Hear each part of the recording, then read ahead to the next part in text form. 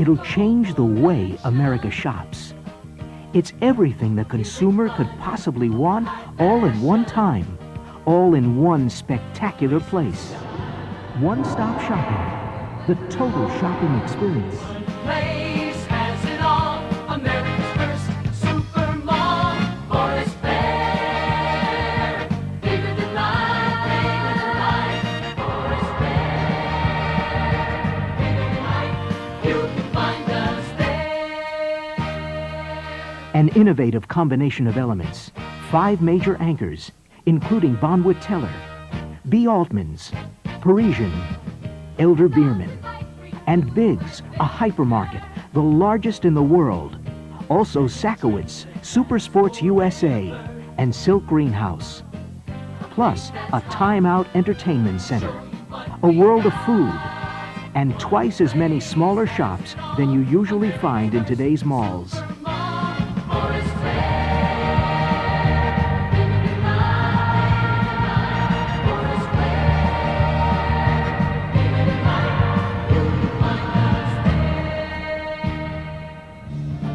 It's a shopper's paradise, a retailer's dream. I'm shopping. I'm gonna buy my blues away. No, I'm shopping. I'm walking up to the counter and saying, I want everywhere I shop. Shopping. Offering a matchless merchandising mix, from haute couture fashions to groceries to a fantasy land of amusements and everything in between. It's like no other American shopping mall. It's the mall of the future, today. Super in every way. 6 football fields long, 116 acres. Forest Fair Mall encloses within its 1-mile walled perimeter and under one roof, 1.7 million square feet of space, including almost 1.5 million leasable square feet of retail space. Awesome space, crowned by 53-foot-high, barrel-vaulted ceilings, with natural light streaming through clerestory windows and skylights. Wide concourses and an enormous center court, and delightful, imaginative, original art created especially for the mall.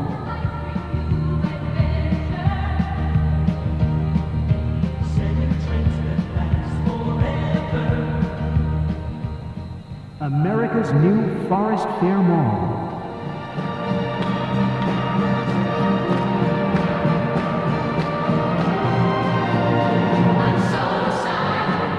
It's a feast of foods in a fabulous 2-level food court. It's pepperoni pizza, egg rolls, corned beef on rye, and fried rice. It's Wallaby Bob's Australian beer and famous meat pies, tacos, chili, bagels, prime rib, and hot dogs on a stick.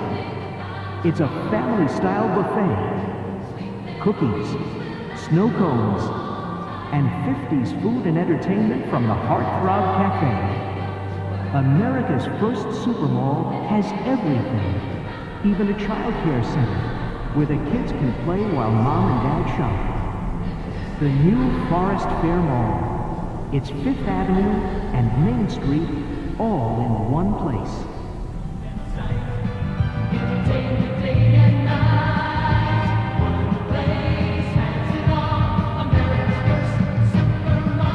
With parking for 7,500 cars, Forest Fair is located at the intersection of I-275 and Winton Road in Cincinnati's northwest section, just 25 minutes from downtown. All within driving distance of northern Kentucky, southeastern Indiana, and all of southwestern Ohio. Bigger than life, L.J. Hooker Development's spectacular Forest Fair Mall. There's nothing like it.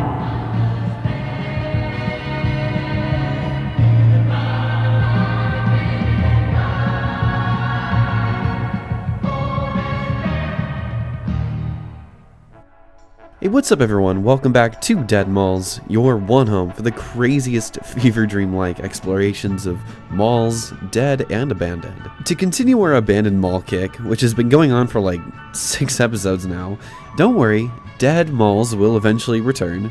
But first I gotta churn through all of this backlog that's heaping down my old phone. Tonight though, we churn through what contends with some of my larger mall files. Over 400 4K 60 FPS clips from what has to be my most bizarre, fever dream-like mall exploration ever. And you'll notice how there's no drive up, no drive around. We'll see the outside a little later at the end, but that's because this exploration into the abandoned Forest Fair Mall, aka Cincinnati Mills or Cincinnati Mall, was like no other I've ever done. Seeing the mall just days before demolition tore it apart, and venturing into its complex of backrooms and infinite maze of abandoned stores for hours. So as we sneak through a side door and venture into the mall's creepy, dimly lit lower level hallways, before telling its story, let's first begin with our story, and you'll find out why we were at this mall quite literally just after midnight. Let's first see though this abandoned Dollar Saver theaters, lit up with old neons and filled with dozens of old theatrical possessions, now left derelict for over a decade.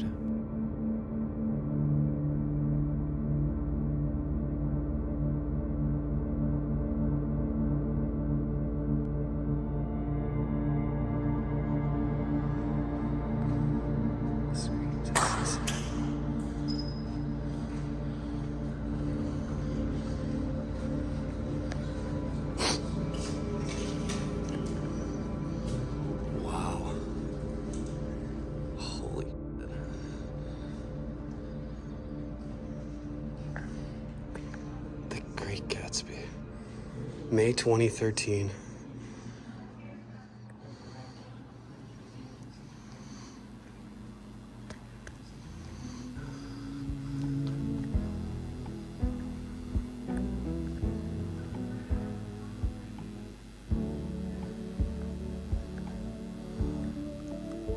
Look at even the red neons are still going just a little bit.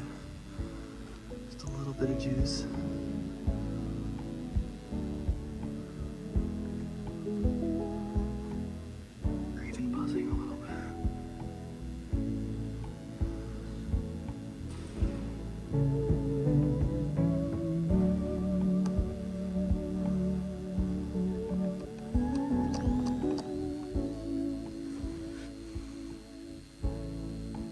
There's a bunch of cat memes.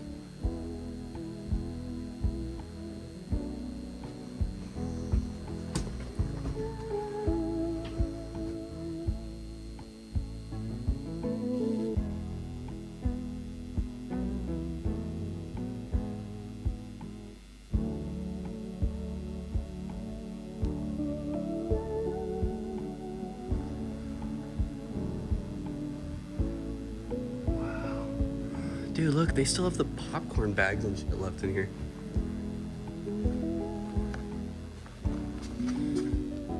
What? This was not the display popcorn goo from like 10 years ago. This adventure dates back to just a few months ago, to the last day of August and going into Labor Day of 2025. Now, I'd always kicked myself about not getting back to and seeing Forest Fair one last time in 4K before it closed. I mean, after all, the mall remained open for several months after I posted my last video on it. However, in December of 2022, it fully closed to the public, with myself and some friends missing it by just days when it closed way back then. Thankfully we did C3 that night instead, if you remember the C3 Night Explore, but this night was different. My friend called me about an opportunity to see the abandoned mall in its rotting state, just days before it would all be demolished. So I got off work early and drove 8 hours one way to see the abandoned Cincinnati Mills, aka Forest Fair Mall, at midnight.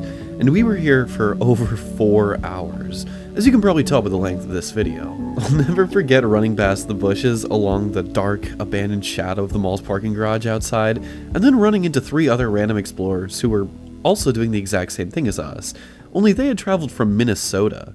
So the 16-hour trek was so very worth it. As you'll see, although I was white-knuckle nervous all the way down to Cincy, just praying that that one door was still going to be open, and that I didn't waste a bunch of gas for nothing.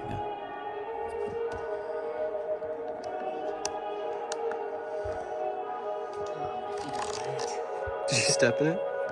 Oh man, that's disgusting. Look at the mold on the seats.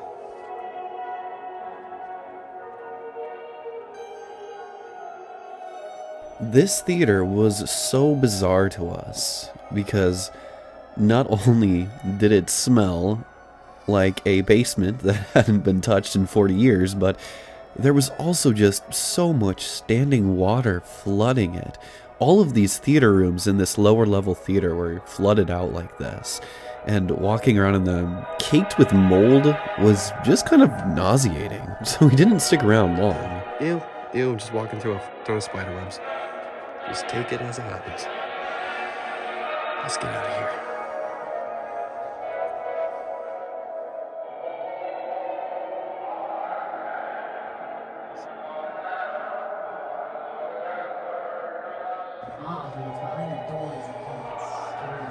The alarm will sound for you will risk it.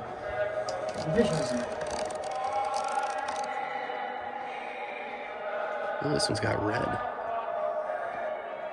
Oh, it's flooded too. Last time it was not. Really? I bet they're all flooded now.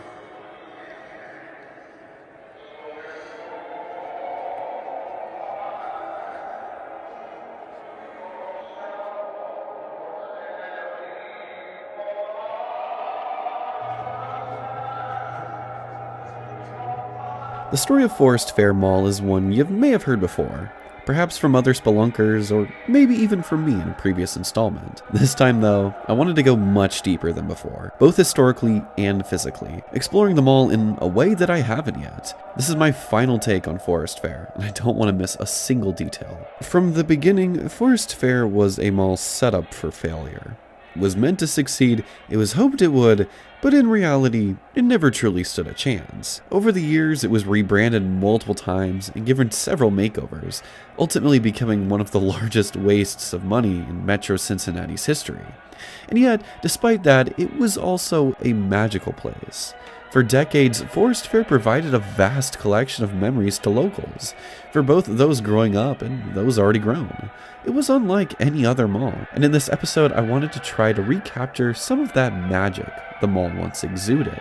Having visited this place in the past, seeing it open late at night, and now seeing it abandoned in the middle of the night, I've come to genuinely love it. Because of that, I wanted to give it a proper send-off. So let's begin by checking out the mall's abandoned security office, and then head into the food court where the monolithic structure awaits us.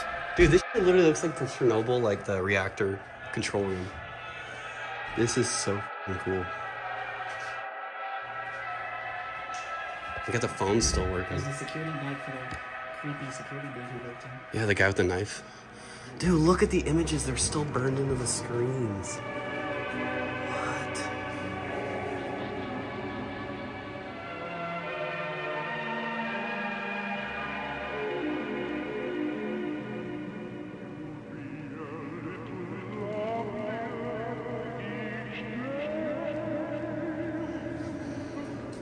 Is there anything down here?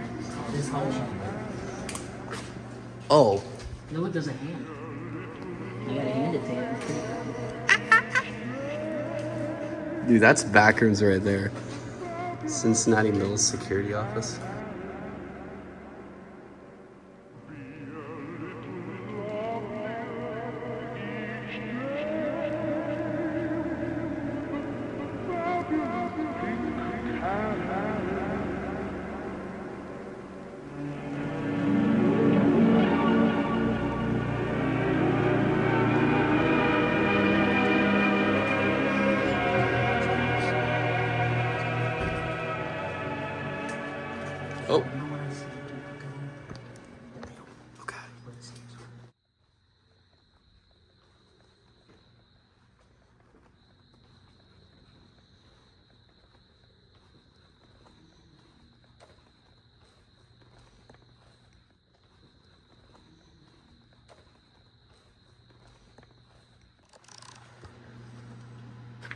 hamburgers.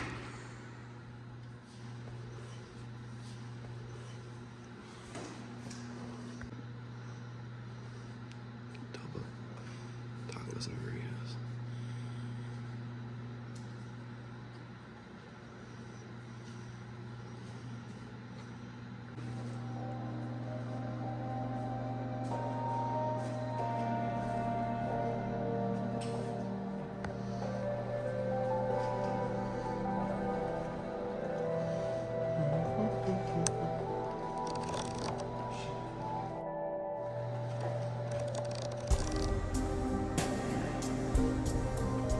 Dude, they haven't touched any of the neons in that great steak and potato comment. That is so cool.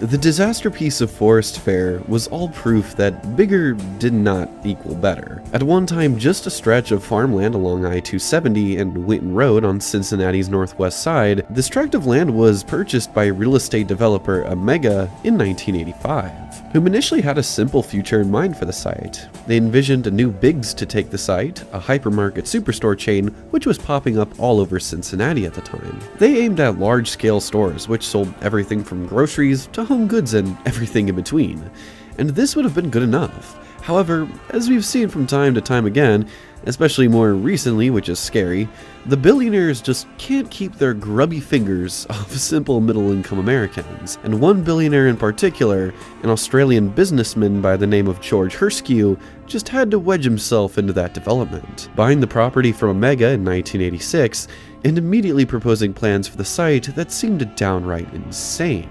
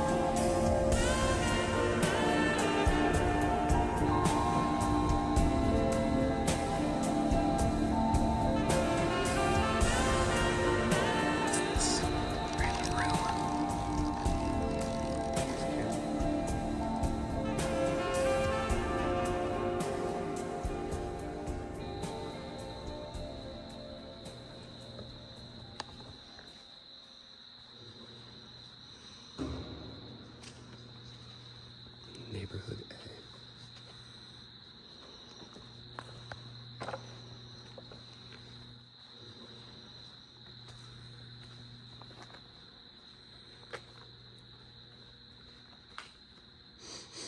It smells weird in here.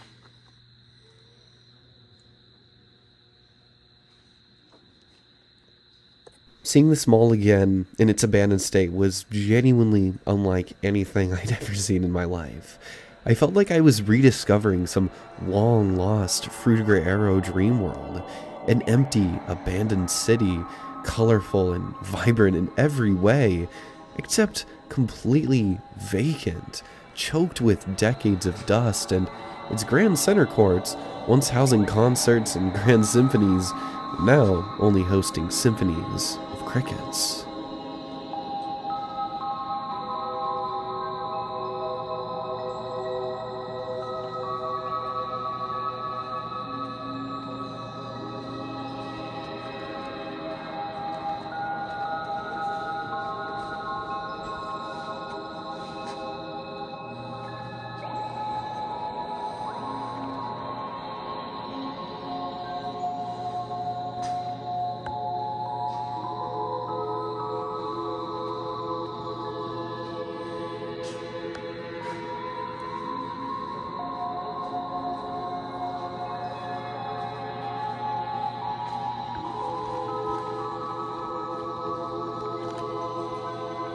Let's see what that flashing light was from the parking garage.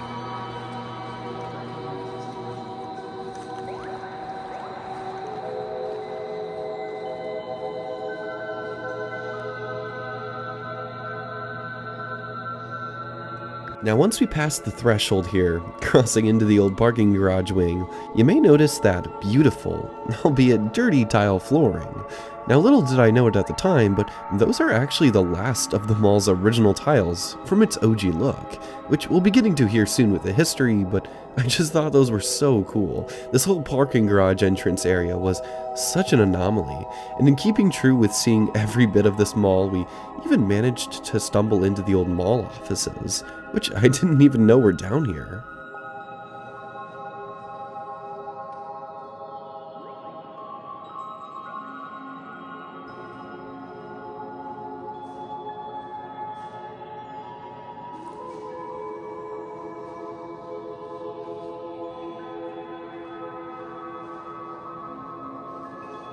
Elevators.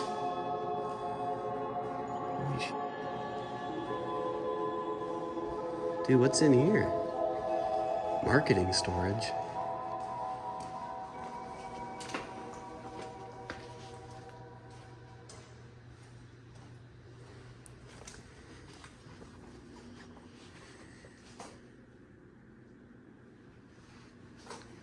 Bunch of locks.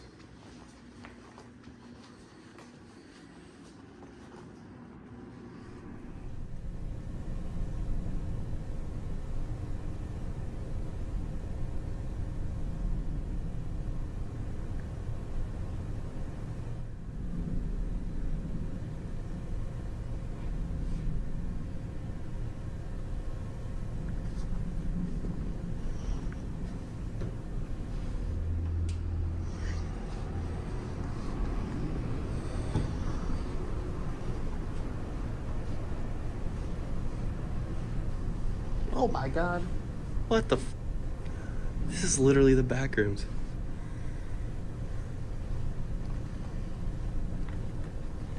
Oh my gosh, this is so creepy.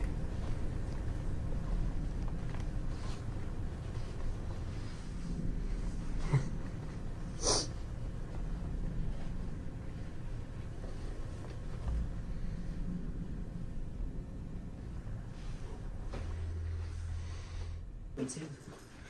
Dude, what? Good to ride this thing around the mall. Dude, that's actually kind of high. I'll come with you. I just want to get a shot of these keys. So y'all came all the way down from Minnesota to this? We were especially, we were gonna do our arts half Very Midwest. Well, Delmer. He even left their coat rack in here. This very fancy coat rack. So I have Visa gift cards.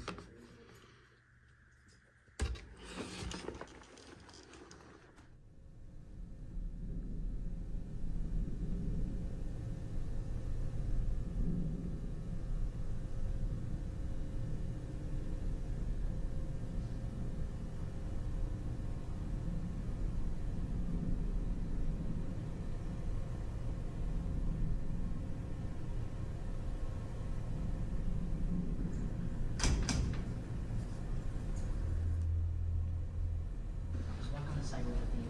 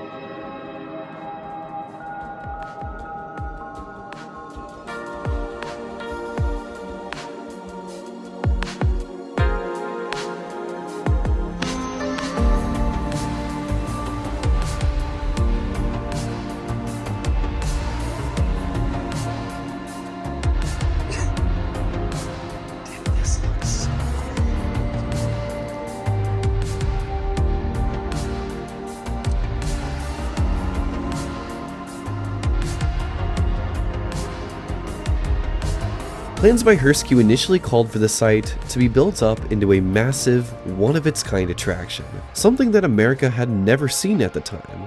The vision was a true megamall, a 1.5 million square foot complex packed with luxury retailers and anchored by a literal theme park at its center. As Cincinnati Post staff writer Rich Bone described it, preliminary plans called for a 75,000 square foot amusement area with a dozen rides within a park beneath expansive skylights. At the center is a waterfall that can be viewed up close from boats that float along a winding stream. Enclosed and open-air restaurants will be scattered throughout the mall, which may also include movie theaters, playgrounds, and a daycare center where parents can leave children while they shop. It almost sounds as if George Herskew was imagining the first iteration of the Mall of America. But this super mall was not destined for Minneapolis, it was to rise in Forest Park, Ohio. For many Cincinnatians, the location was a head-scratcher. Forest Park was a blue-collar, working-class suburb, and not the obvious home for high-end fashion and luxury attractions. Maintaining prestige retailers in such an environment seemed like a risky proposition. Herskew, however, had already begun rewriting his own rules. Throughout 1987, he used his own considerable wealth to acquire controlling interests in several upscale department store chains, including Bonwit Teller, B. Altman, Parisian, and Sakowitz, brands that Cincinnati shoppers would have never encountered otherwise. With those controlling stakes, Herskew could compel these retailers to open locations inside of his new mall. By 1987, construction was already quickly moving. From the road, the mall's enormous Y-shaped footprint was impossible to miss, as it took form across the landscape, with nearby competing malls like Tri-County and Northgate undergoing extensive makeovers and even entirely redesigning their layouts to compete with the new super mall on the horizon. Not only was George pumping a crap ton of money into the mall, but he was also its marketing and its image. Forest Fair and its jingle quickly became a catchy tune amongst locals. In the 80s, it was everywhere, in commercials and on TV, enticing locals from the tri-state area to make the drive down and see the breathtaking, bigger-than-life mall, which was nearing its very grand opening.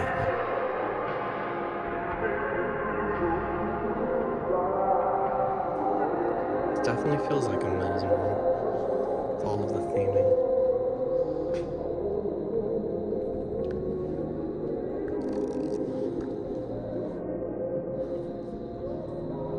Thrills and chills, baby.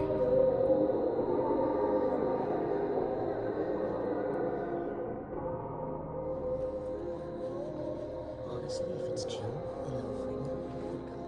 Dude, it would be, I mean, it's, yeah, I was gonna say it's Labor Day, so I don't even think they'd be here tomorrow. There's so much graffiti, so a lot of people getting in here.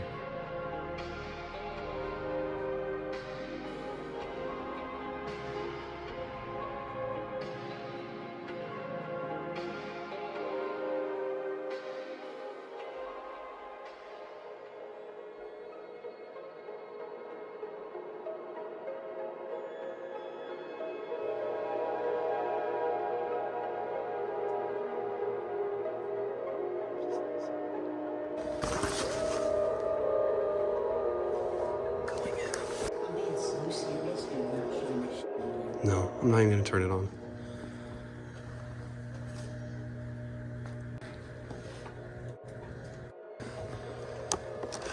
Don't shine the light until we get it.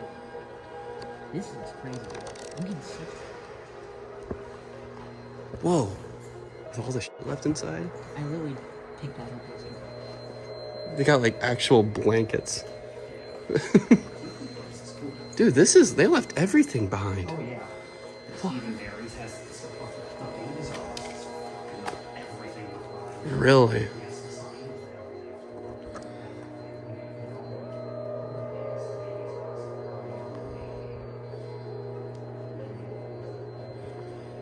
everything. Oh my god, guys, this is so creepy.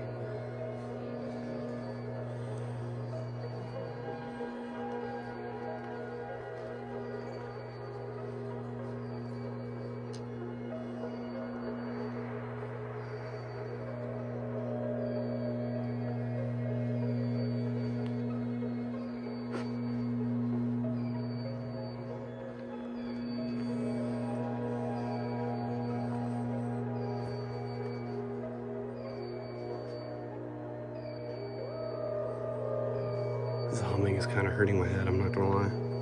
It's like just the right frequency. It's making my head vibrate. Now we're going to take a quick pause in the mall tour for a very quick foosball championship, where the Minnesota Explorers happen to rejoin us at just the right time, leading to an intense matchup between one of them and Ethan. Yes. Let's go. Oh, I can't reach it.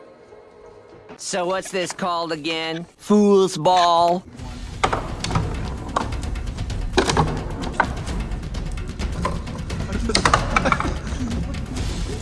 What the hell is that? Fucking janky ass.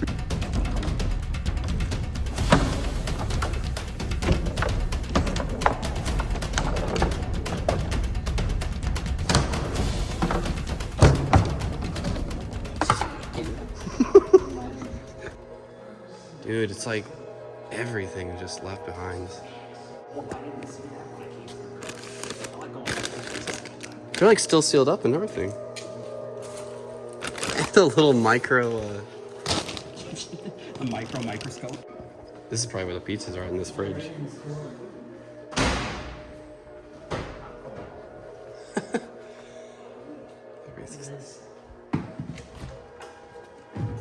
Oh, dude. How old are these pizzas? That shit is nasty as hell. Look at how moldy it is on the bottom. Oh yeah, shut that. Oh, that was gross. Whew. That was a stench and a half. Because this is just way too dark. Well, it's not bad. It's just not great. You can see inside the coals and that kind of scares me. Wait, shine your light on it again? Ew, that is creepy.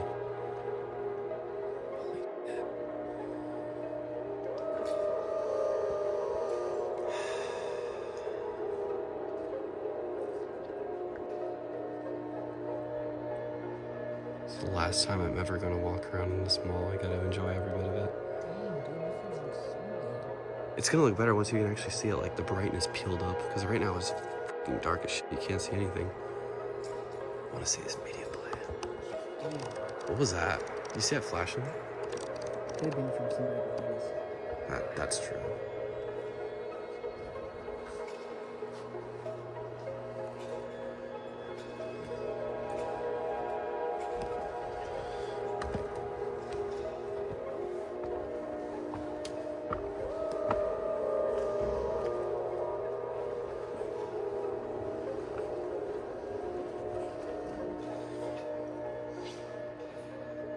Right there. That's it. Money shot. It's innovation and imagination. It's bigger than life. L.J. Hooker Development's new Forest Fair Mall. America's first super mall in Cincinnati, Ohio. As we continue to traverse the mall, finishing out only the first of its 3 massive wings, you'll start to hear some familiar Forest Fair commercials sprinkled into the mix, to give you a bit of a backdrop for just how hard L.J. Hooker was pushing for this place. I mean, all of his money was riding on it, so it makes sense, and investors as well as forced business partners looked on, their disdain for George mounting, and his fear that this new project may fail, beginning to build. The mall's grand opening of which getting delayed under construction constraints into 1988. The total shopping experience.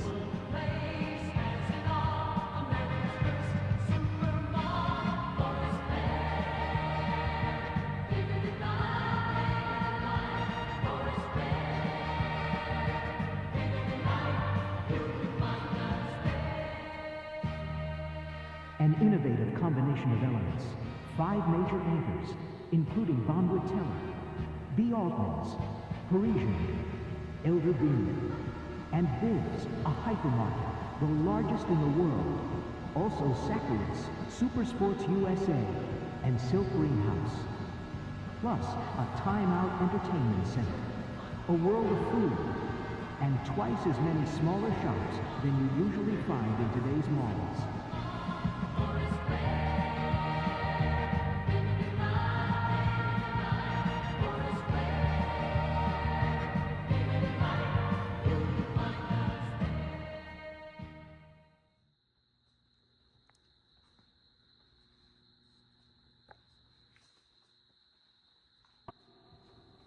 Photos from Forest Fair during its construction tell a fascinating and often misleading story. Obviously, the mall was scaled back from its oversized Disneyland-esque proposal, which almost brought an off-brand Matterhorn Mountain to the suburbs of northwestern Cincinnati, but the mall we ended up getting was still overzealous in every way, set to feature a different kind of theme park at its core. On the surface, these construction photos show a sprawling luxury shopping center, racing toward its completion.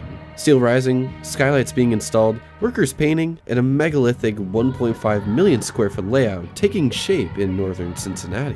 But behind the scenes, Forest Fair was already unraveling. From the beginning, the project was plagued by financial and logistical failures. Costs soared far beyond original projections, with construction overruns, last-minute design changes, and mounting interest payments pushing the total price tag dramatically higher than anticipated. What was initially promoted as a bold but feasible investment ballooned into one of the most expensive mall projects ever attempted in the region. The sheer scale of the complex, far larger than anything in Cincinnati at the time. Tenant negotiations were equally chaotic. Many of the luxury retailers touted in the early press releases had either not formally committed or quietly backed out as construction dragged on. Others were contractually locked in only because developer George Herskew and his parent company LJ Hooker had acquired controlling interests in their business. These brands were unfamiliar to the local market, and skepticism grew over whether Forest Fair's location and customer base could even support them. As the scheduled grand opening slipped further out of reach,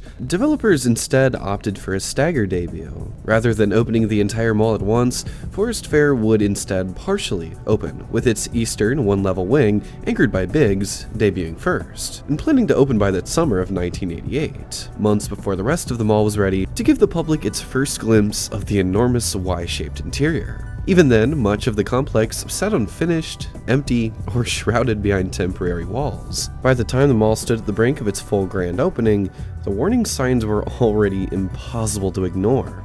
What was meant to be a triumphant unveiling instead felt like a gamble, one taken under mounting pressure, with cracks already forming beneath its polished marble floors. Disgusting. The super old water. That's like calcium buildup. Not from the ceiling either. Chat, you tell me what that is? Anybody that knows water, plumbing? That looks like calcium. We do have hard water here. We need water softeners, so it's probably. Ew.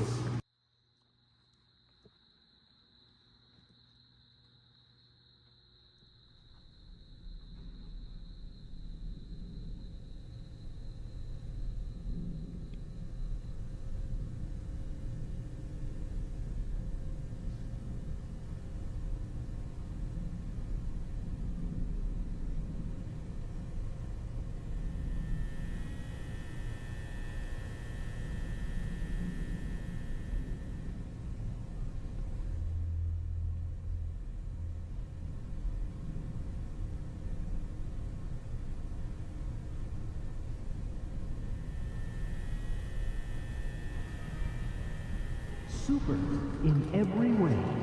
6 football fields long, 116 acres. Forest Fair Mall encloses within its 1-mile wall that's fucking perimeter, nasty as hell. and under one roof, 1.7 million square feet of space, including almost 1.5 million leasable square feet of retail space. Awesome space, crowned by 53-foot-high, barrel-vaulted ceilings, with natural light streaming through clerestory windows and skylights. Wide concourses, and an enormous center court. And delightful, imaginative original art created especially for the mall.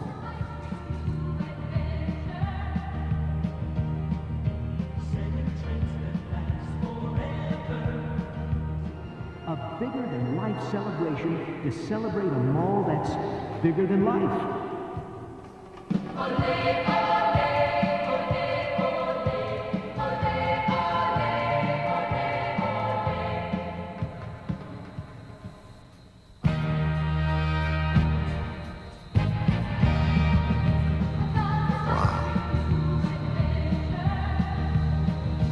Can I borrow that flashlight?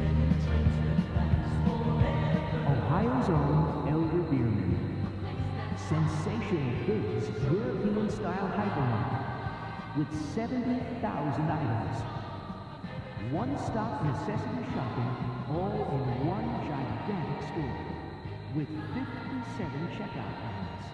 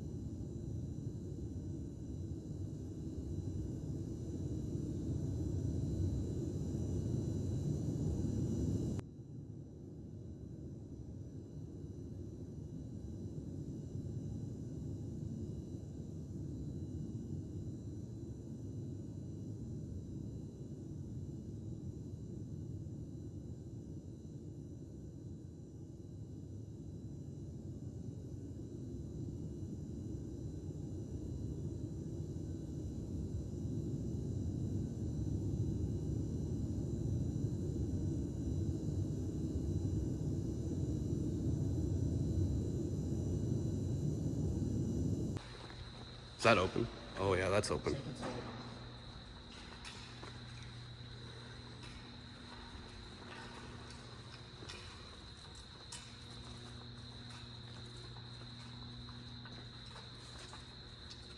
Wait, you have a flashlight? Oh yeah, it's in my pocket. Do you want to use it?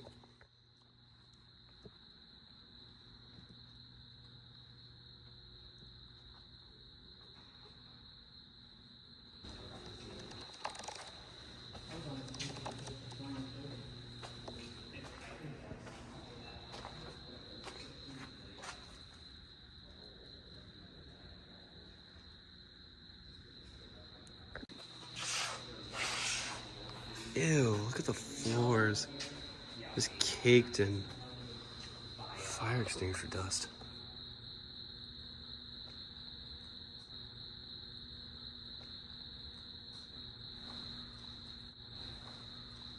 It's crazy. Oh, it makes me sad they took the pigs off. It looks a lot less complete.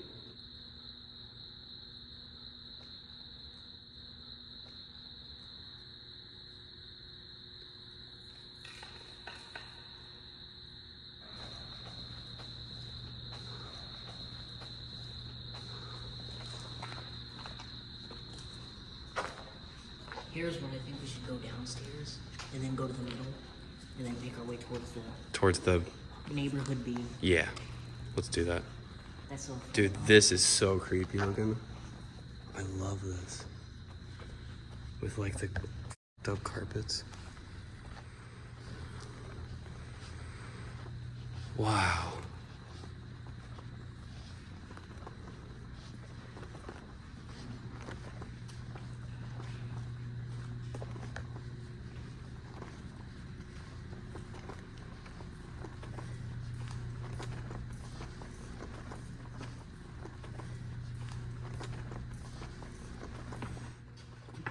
It's so dusty, the sign initials on it, so your name is with them all. I I could. do know in the theater I put Ethan was here, 2024 to 2025. You gotta do something like that. This first floor is the same thing. Oh, there's a door that's wide open. Yes, some of them. To give you all a little bit of context of where we're at right now in this tour, we're about at the halfway point of this great adventure. At one point in time, this anchor store was the mall's luxury Bon Wit teller. Later Burlington Coat Factory, now it's completely gone, just a raised pile of rubble. I hope you're all enjoying the raw mall audio explore. I'll start mixing in some more tracks as we get closer to Neighborhood B, our next stop on this journey, but first we gotta do some shopping in the center court and open up Forest Fair Mall. But take a look at that. Isn't that the coolest thing? In this one spot, if you look straight on, you can see straight into the dead center of the mall's Y-shaped layout, into the movie theater whose candy neons were still burning hot one last time before they were raised. Okay. What time did you say it was now? Okay, we can do that. I want to see the Stephen Barrys and the Babies R Us.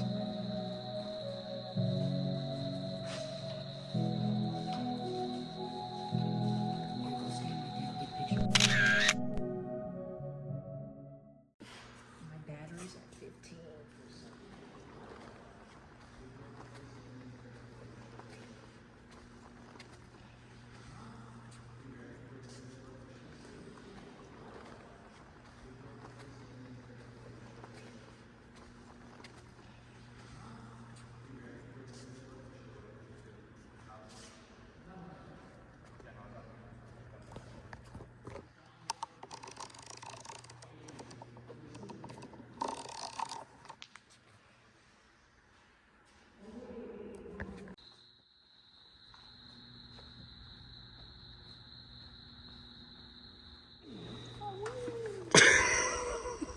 Yes.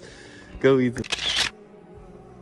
When Forest Fair finally inched toward its grand unveiling, it did so not with a single triumphant opening day, but rather in stages, an early sign of how fragile the operation already was. The first phase arrived on July 11th, 1988, with the Big's anchored East Wing opening alongside roughly 20 smaller stores. It was a cautious debut, more of a test run than a celebration, but it briefly generated optimism.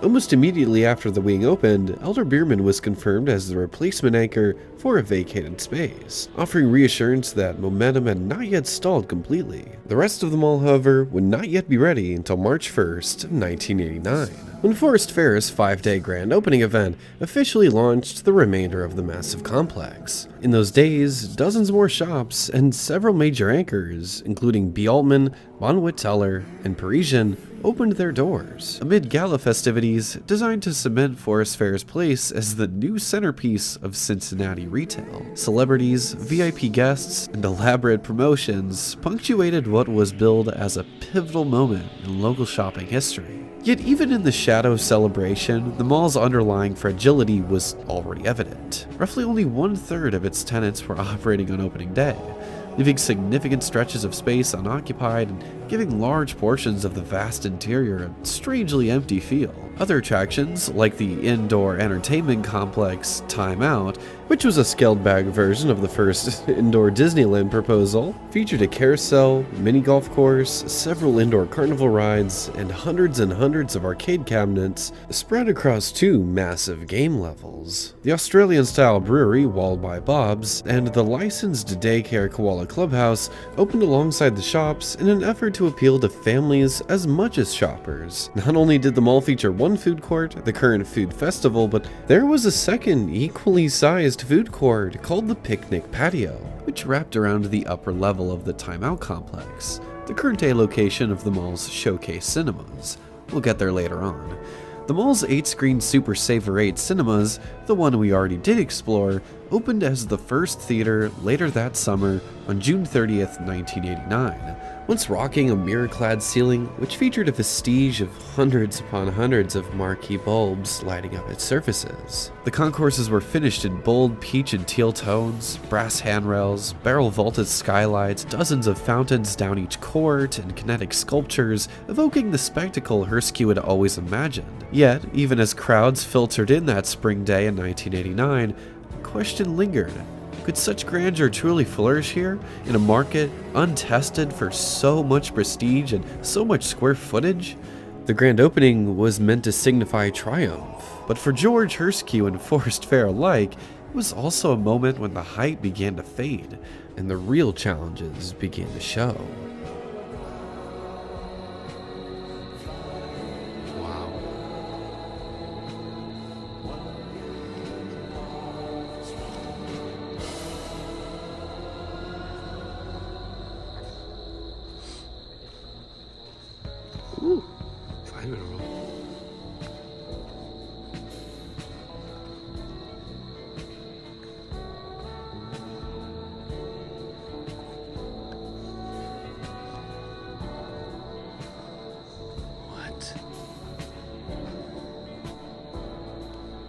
wonder when this Vitamin World closed. This must have been a super long time ago.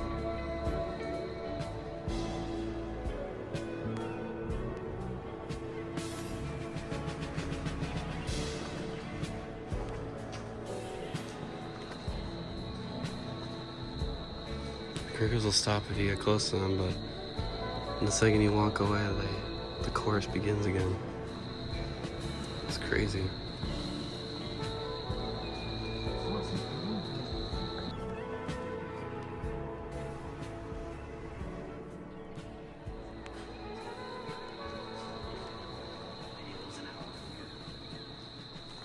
His loss.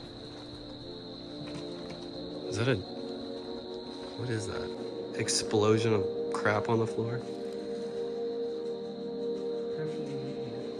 I never even knew that name existed. This is Claire's is one thing I kind of wanted to see.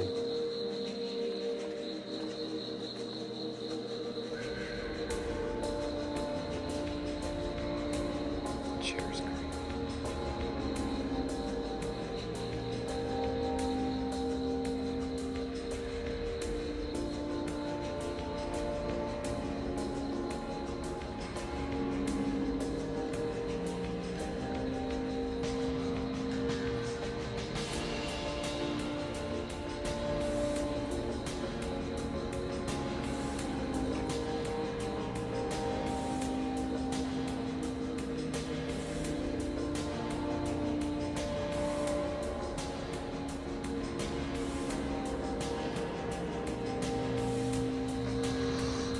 Go down this way, go to the Bass Pro, and then we'll take the stairs up, go back this way, check out the Baby's Office, and then go down from the Bass Pro. Okay, heard. And then we'll go to the next one. 9 West?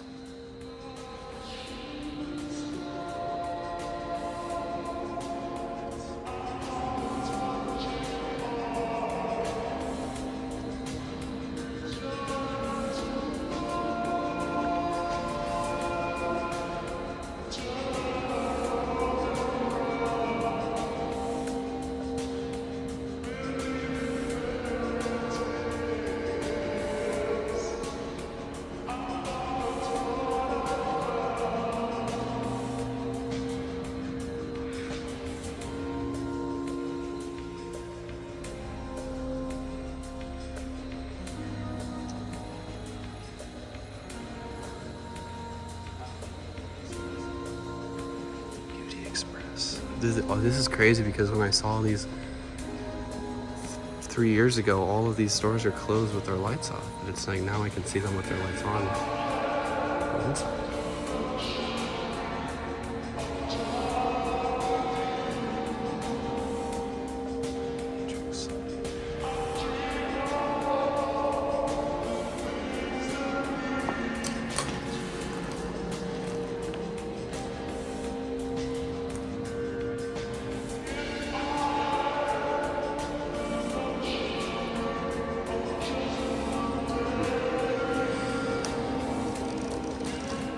Yeah, dude, I would 100% take that.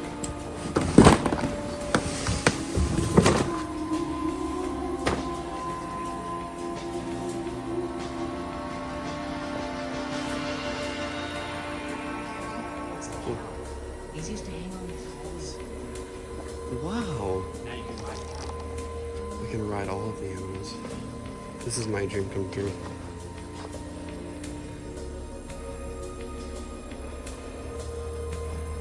My restroom.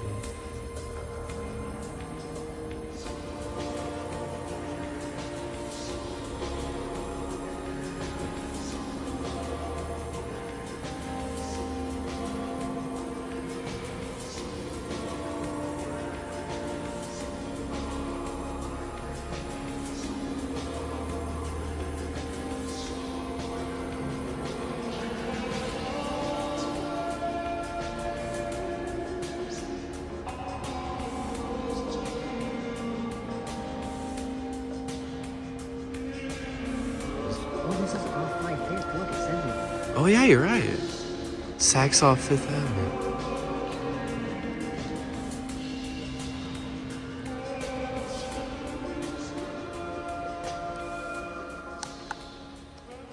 Dude, that also looks right onto the road.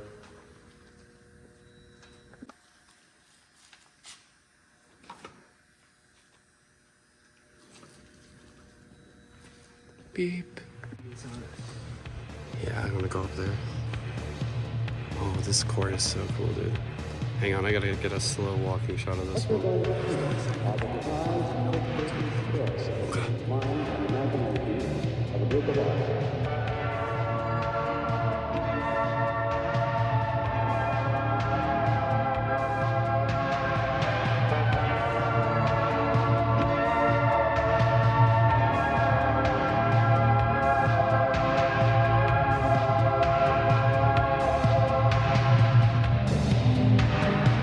Dude, that one light in there looks so creepy.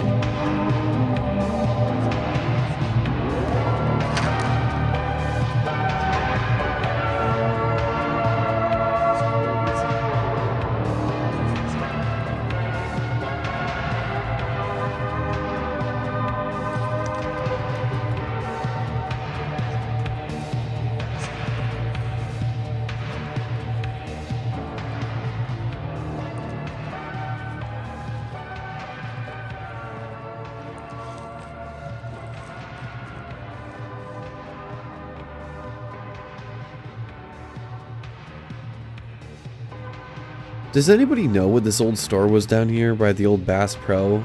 Do we know why there's unicorn murals on the walls? I'm not complaining, I'm just wondering with a purpose, or what the store was.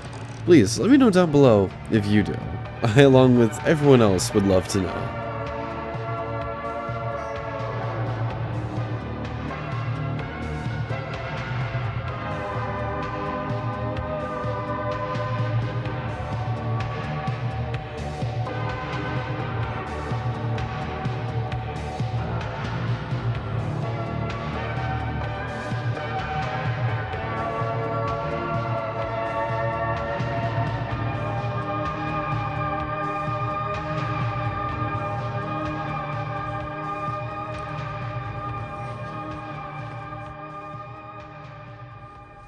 Oh yeah, you're right, I can't go over there.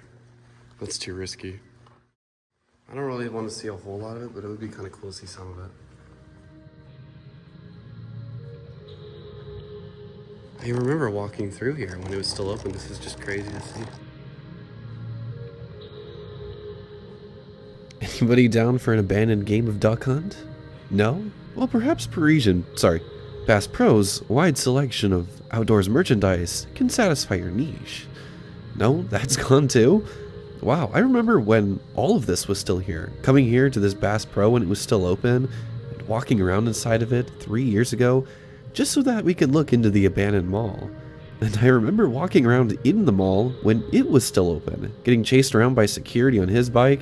Just so many memories. It's truly unreal to see it like it is now, and to have seen it in its abandoned state was just crazy. I'll never forget this.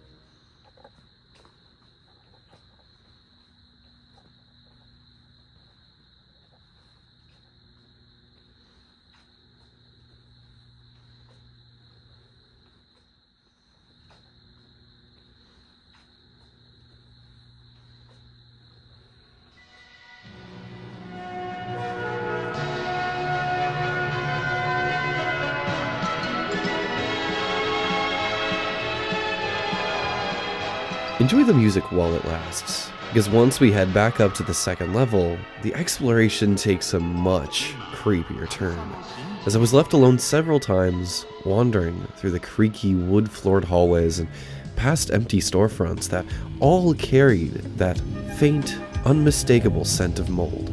The soft glow of the lamps overhead gave everything a liminal, uneasy, yet sort of cozy feel. And when I was on my own, separated from my friends, I was certain I wasn't actually alone. And you'll see exactly what I mean when we reach the haunted feeling Babies Are Us.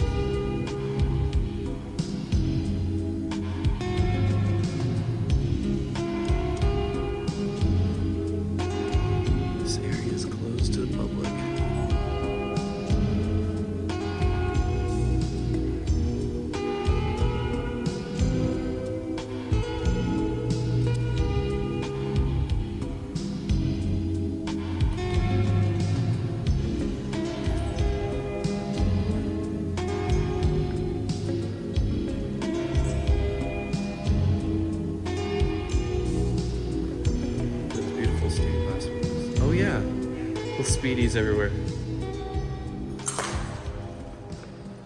Huh. Pretty cool. I don't remember any of us on speed. Oh, it's still locked up. Can't go inside.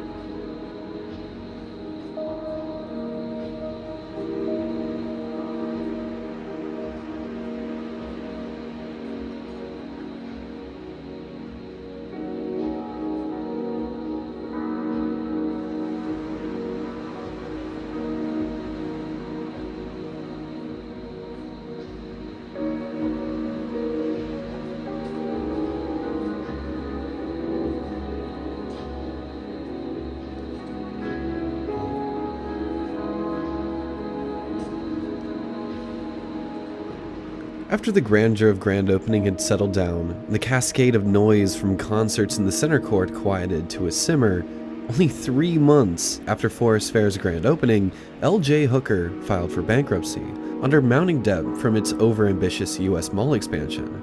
Around that same time, George Hersky was forced out of leadership and later became embroiled in a legal scandal of his own. In 1995, he was convicted in Australia on 19 counts of corruption related to bribery of a government official. Though the conviction had no direct legal connection to Forest Fair, it cast a long shadow over the project, stripping it of its most visible and controversial advocate just after the mall began to falter. With L.J. Hooker under bankruptcy protection and George Hersky's influence rapidly fading, Forest Fair was put on the market in June 1989 with an asking price of roughly $200 million. The mall that had opened only months earlier amid great fanfare was already shedding tenants almost as quickly as it had gained them. Many of the upscale retailers Hersky had compelled to move into the mall began to depart, no longer bound by his controlling hand and unable to generate sustained sales in a market that had never fully embraced luxury retail on such a scale. As vacancies spread, Forest Fair's occupancy fell to approximately 65% by mid-1989, and press coverage increasingly described the mall as struggling, particularly in the once promising B. Altman wing. As L.J. Hooker's collapse accelerated, the 4 department store chains it had acquired were also put on the market. Parisian was sold back to its previous ownership, but Bonwit Teller, B. Altman, and Sakowitz were slated for liquidation, their forced placement at Forest Fair standing as a clear symbol of the project's fundamental miscalculations. By 1990, liquidation sales were underway, further hollowing out the mall's vast interior and reinforcing the sense that the ambition behind Forest Fair had far outpaced economic reality. By late that year, Bonwit Teller, Sakowitz, and B. Altman had all closed, leaving behind cavernous, high-end spaces sitting dark and abandoned, an early preview of the mall's troubled future. In October 1990, ownership finally passed out of Hooker's hands when the mall was sold to FFM Limited, a group led by the banks that had financed much of its construction. It marked the end of the mall's original vision and the start of a long stretch of uncertainty that would come to define Forest Fair.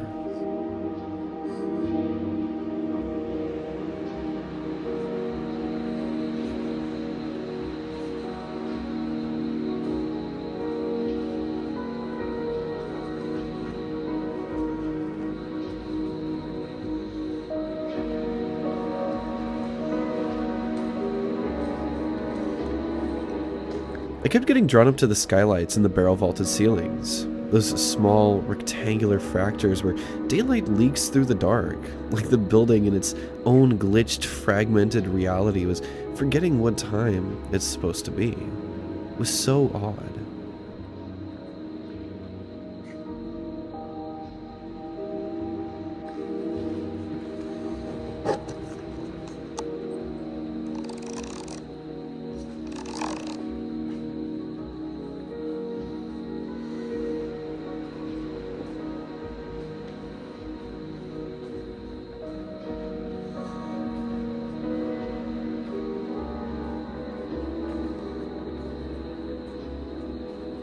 For a few minutes, I broke away from my friends and wandered back towards the mall's abandoned Babies R Us, a place that felt like it was calling to me with everything left untouched inside.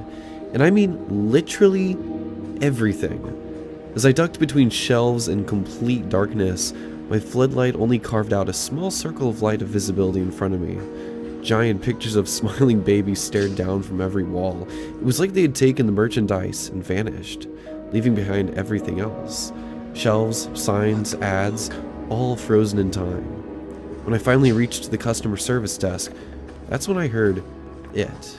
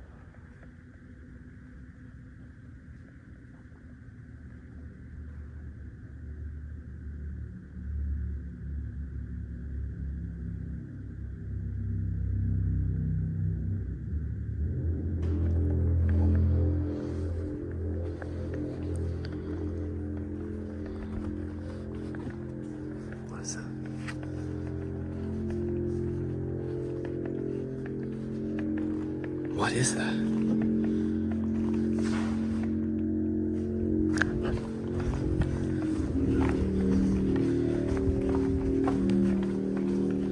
Sounds like somebody's like burning rubber outside the store or something. I'm getting out of here. This is creepy.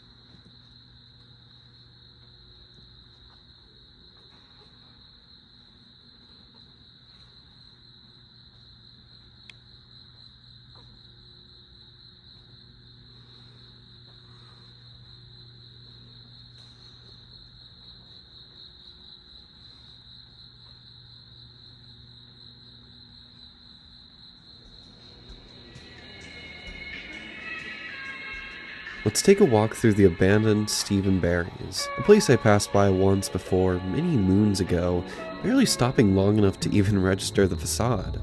This time, however, we didn't just glance, and as this video has probably made clear, this wasn't a normal exploration.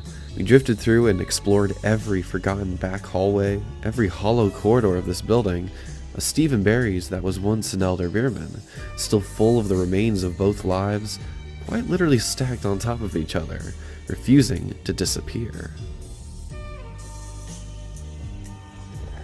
All of the racks.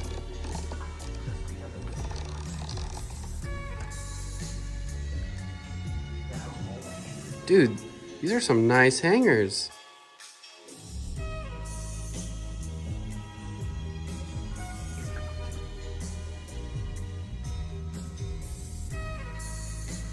Wow.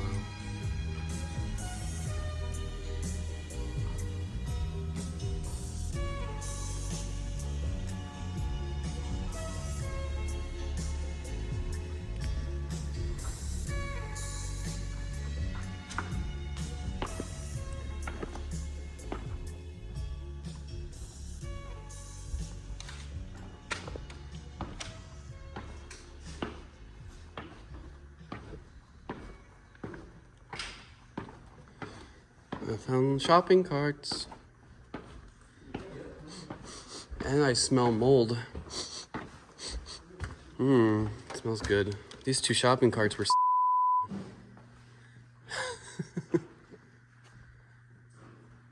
Wow, this is creepy. What? It gets worse the way you're looking because over there is mold. I can smell it from here.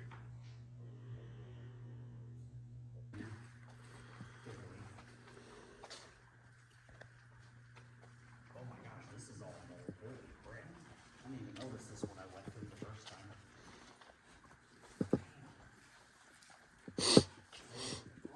Ooh-wee, that is stinky. Breathe that in for a nice fun surprise tomorrow morning.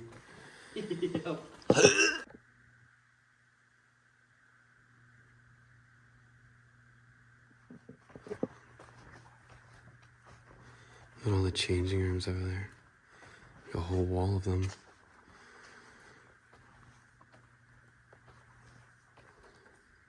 Like dark alcoves. Oh my god. Just keeps going. Steven.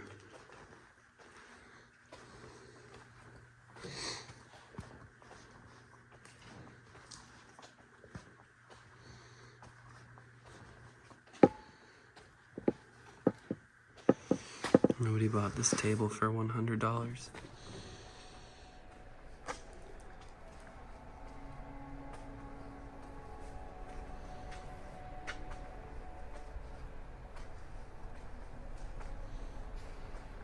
Just like, no wonder nobody ever shopped here, dude. These like creepy dark alcoves are so uninviting.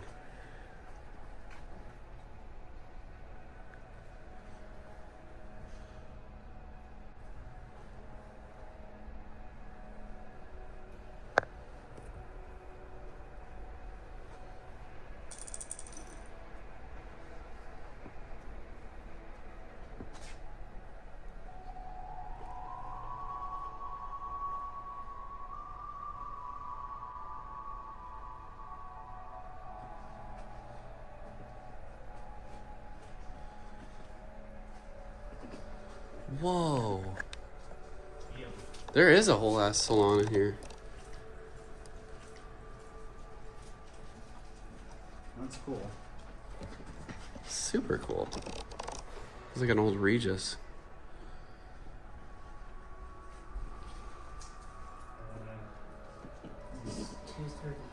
Okay.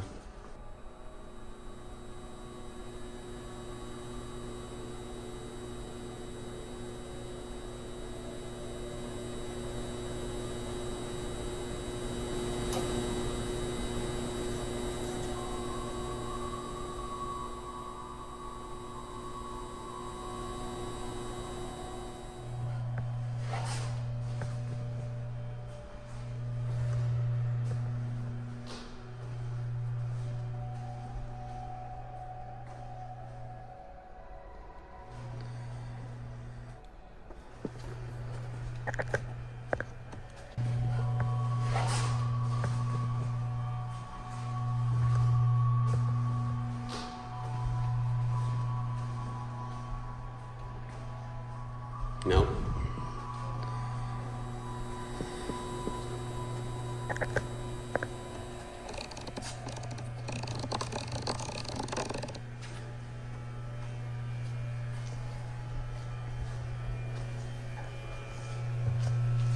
Oh my gosh, dude! I went down that hallway and I thought the walls just switched up on me.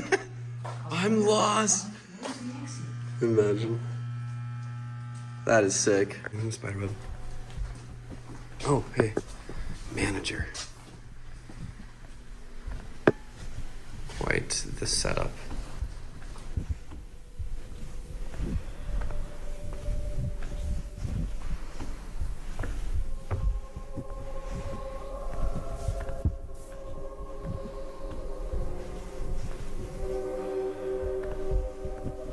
I had this constant sense of unease, as if at any moment someone would pop out from behind one of these dark, moldy corners. However, I suppose no one would want to willingly be in a moldy death trap as bad as this for more than a few minutes. I mean, you could literally taste it in the air. It was like radiation. Damn, wallpaper was peeling off, soon to be my inner lung linings. Dude, wait till you see how many hangers are here.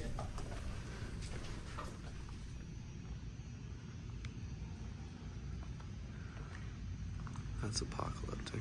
I mean, that is the definition of apocalyptic looking. Oh, stairs.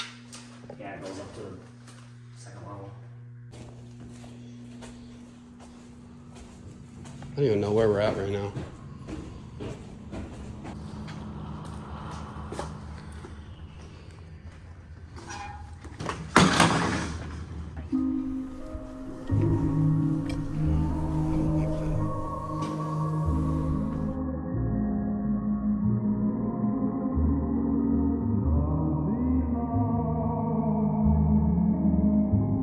Dude, some abandoned mall water would go so hard right now. I would drink whatever I get. Oh, this is hella creepy. Amid everything else, being lost in the maze of this department store, wandering in circles, I couldn't stop thinking about water. Bottled water, or as I like to call it, abandoned mall water. The saving grace during these long explores. And honestly, who would have guessed that 4 hours of mall walking would take it out of you? As we pushed forward, still searching for an exit from this dark cavern, something else came into view. Because apparently, one movie theater wasn't enough. But we'll get to that in the history, so stay tuned.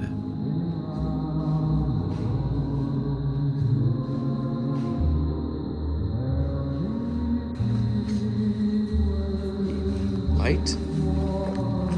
Dark. Scary dark.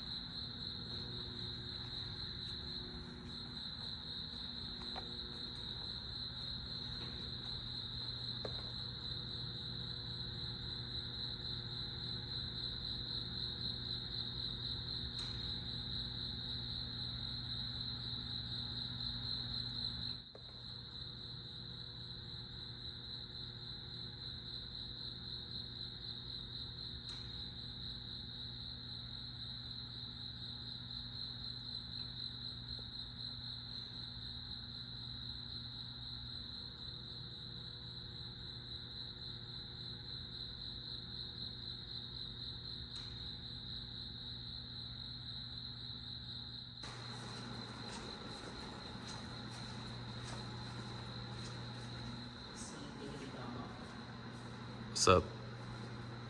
This is f***ing hype. I'm so excited right now. If you look all the way over there, one of the fishes up there is glowing green.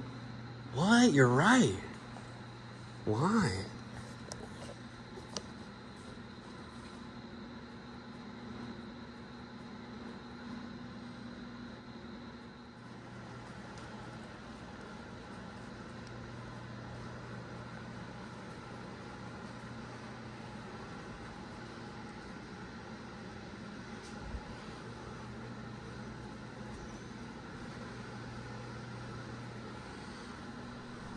As we begin our venture into the second of the mall's giant abandoned movie theater complexes, we too continue with its history. When FFM Limited took control in October of 1990, Forest Fair entered a quieter phase. The spectacle was gone, replaced by darkened anchor wings and long corridors, increasingly disconnected from the vision that built them. In 1992, the mall was rebranded as The Shops at Forest Fair, and a $25 million restructuring effort began. The interior was divided into themed districts, and Dawahers opened in the former Sakowitz space, as an early attempt to stabilize tenancy. A year later, new stores arrived, including Sam Goody, Suncoast Motion Picture, and CompUSA, while the former Bonwit Teller anchor was converted into a new entertainment facility called the Festival at Forest Fair, which opened in 1993, including space for nightclubs and restaurants. In September of 1994, Kohl's opened in the former B. Altman space, marking a clear shift from luxury toward mainstream retail. To the mall's owners, that milestone was enough to put Forest Fair back on the market, and in January of 1996, the property was sold to Gator Investments, and later that year, Dawahers closed its doors. The original department stores were also continuing to disappear. Parisian closed in July of 1998, leaving its anchor space vacant for more than 2 years, and during this period, the mall's earlier entertainment concepts were all phased out. The Festival at Forest Fair, later America Live, later simply known as Bourbon Street, closed in 1999, reopening as Burlington Coat Factory on October 27, 2000. The remaining portion of the B. Altman building was reconfigured as Metropolis, a 3-venue nightclub that debuted on November 30th, 2000, and on November 2nd, 2000, the former Parisian space finally reopened as Bass Pro Shops Outdoor World. However, inside of the Bass Pro, despite new fake trees and a fish pond, the original architecture of Parisian still bled through.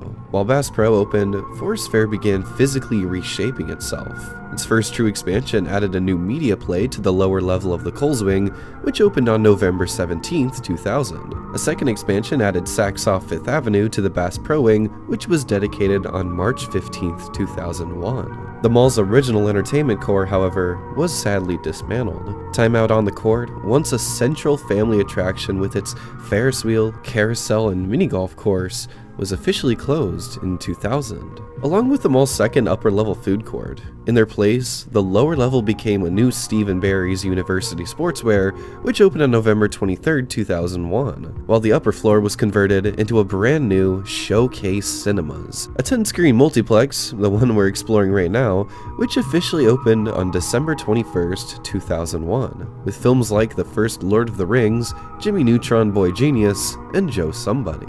Adjacent to the new theater complex, the lower-level food festival was renovated and rebranded as the Picnic on the River, which became the mall's main food court. And to fill the role of Time Out came Wonder Park Family Center, the place we had the foosball game. Wonder Park opened in August of 2001, offering a smaller, scaled-down version of the Time Out experience. However, despite all of these additions and millions being spent on the mall, it was still largely empty and vacant, and with that, Gator Investments sold it in September of 2002 to the Mills Corporation. The final expansion followed in the spring of 2003 when a new 16,000 square foot Babies R Us opened in the Bass Pro Wing. The building remained, but by the early 2000s, Forest Fair had been fundamentally rewritten.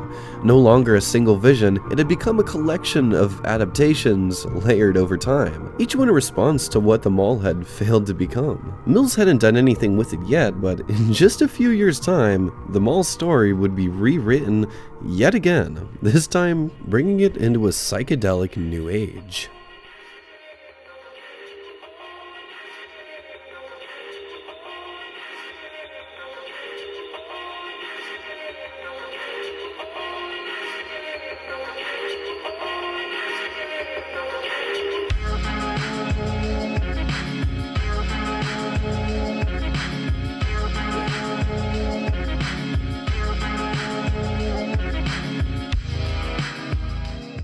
call this episode the walking episode, the mall walking episode.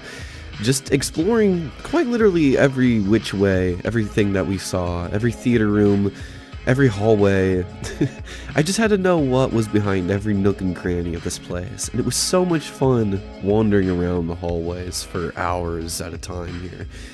Even if some of these hallways led nowhere, or some pretty creepy sights, it was always worth seeing what was beyond that next door, just to satisfy the itch.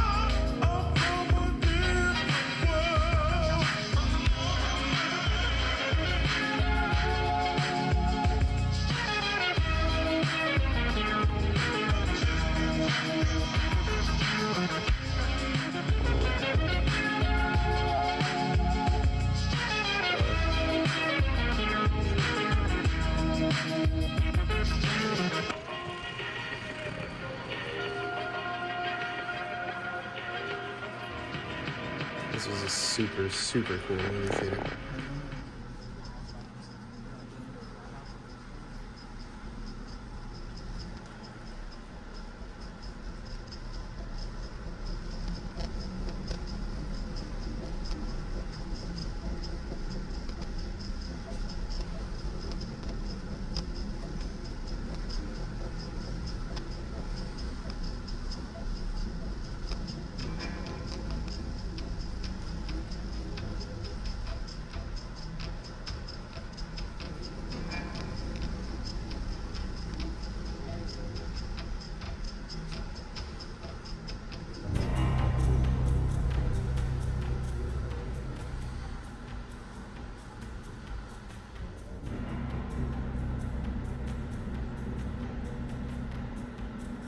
Guys, my absolute favorite treat in these abandoned malls is some good old abandoned mall water. Yes. Dude, are there some nice ones in the cooler? No. Type shit, bro. Just gotta dig in.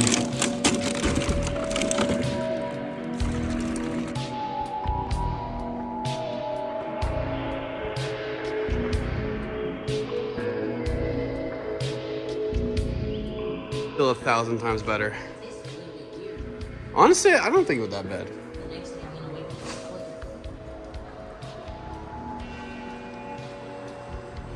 Go down neighborhood C first.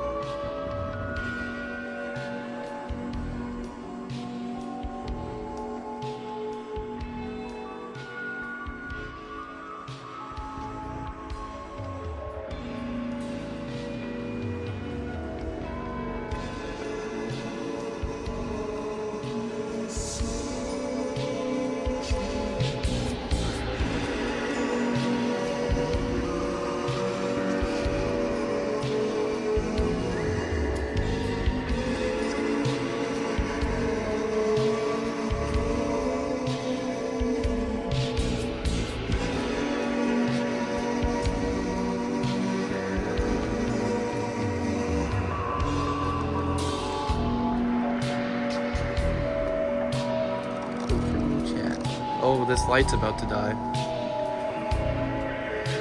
At least we're almost done.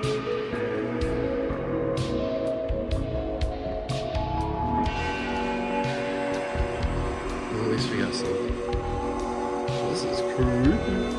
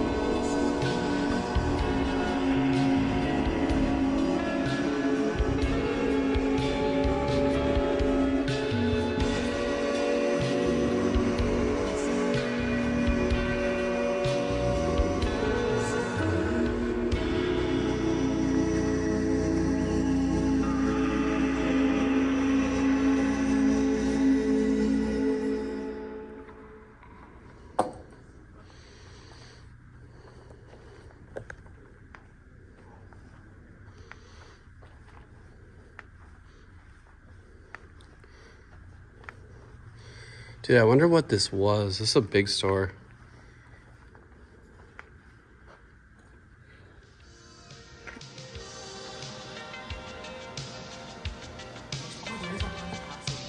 Ooh.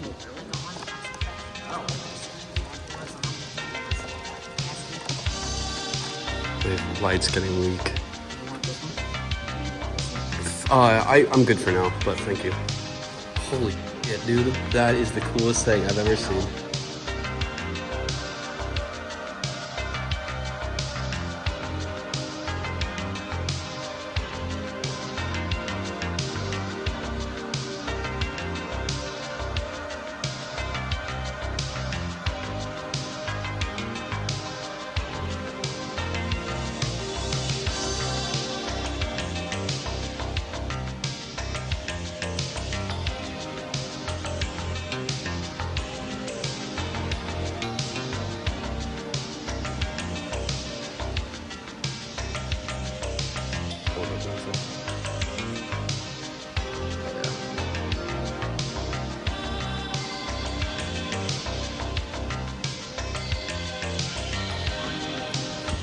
Yeah, and then an Annie Ann's with fucking, I've never seen one look like that before.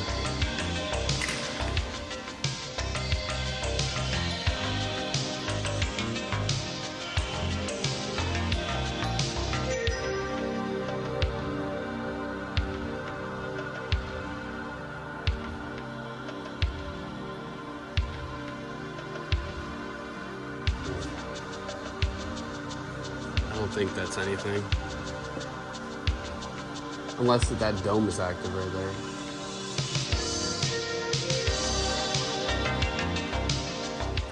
The gazebo over there, you definitely gotta watch out for. Okay. Really a little stage area right here.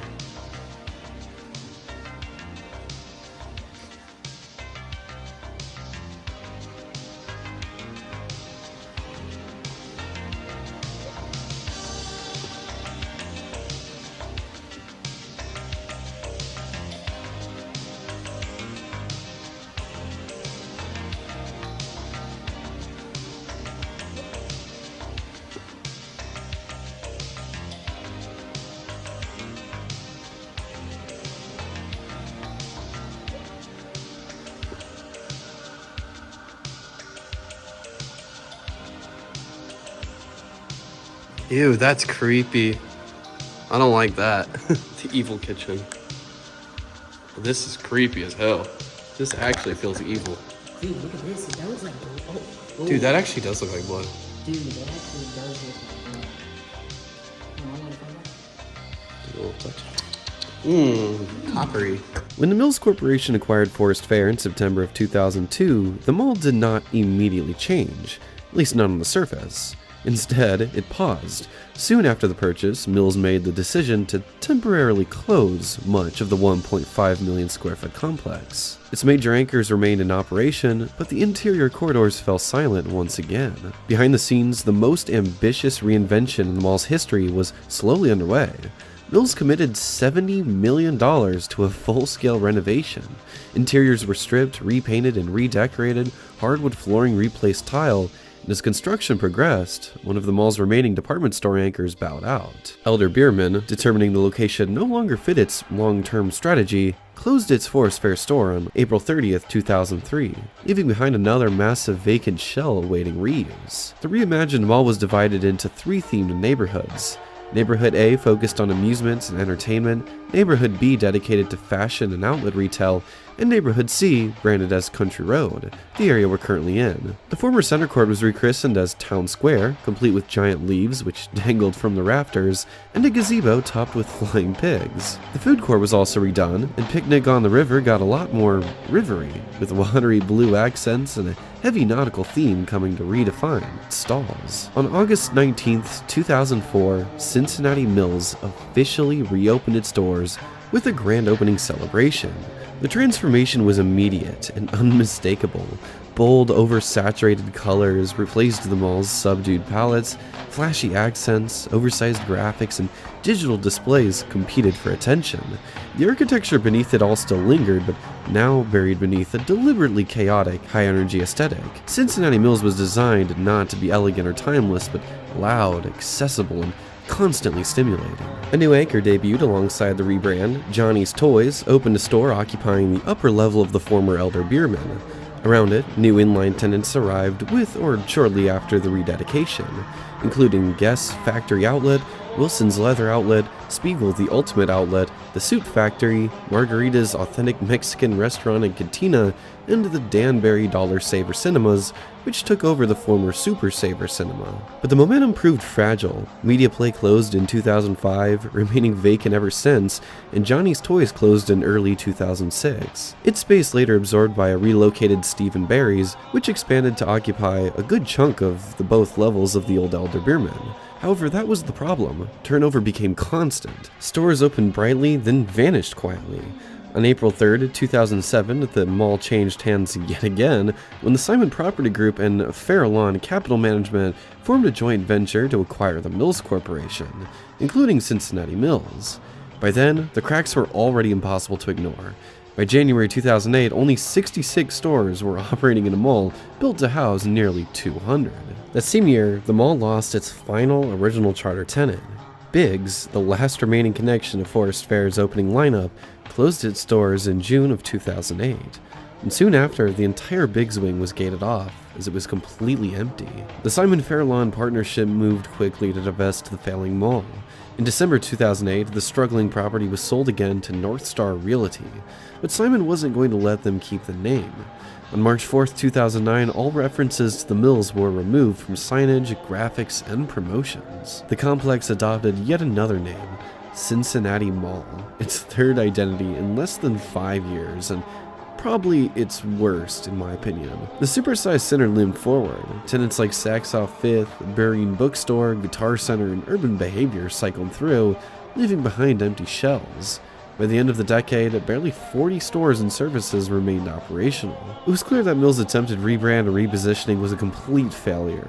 In February of 2010, Showcase Cinemas would shutter its screens for good, never to reopen.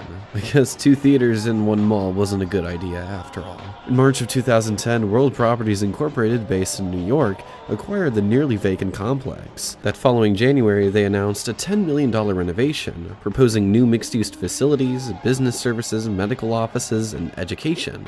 Plans even included an ice rink and volleyball courts. This all signaling yet another reinvention. As a part of that shift, the mall was rebranded once more. In March of 2012, the name Forest Fair Village was officially introduced. However, none of the other plans ever became reality. After more than 2 decades of transformations, luxury mall, outlet experiment, entertainment complex, and bargain supercenter, the building had come full circle. The structure remained, but its identity had been fractured and reformed so many times that no single version fully survived. What stood now was not one mall, but every mall it had ever tried to be. As we move even deeper into the abandoned spaces left behind, we come across the next great sight in our journey.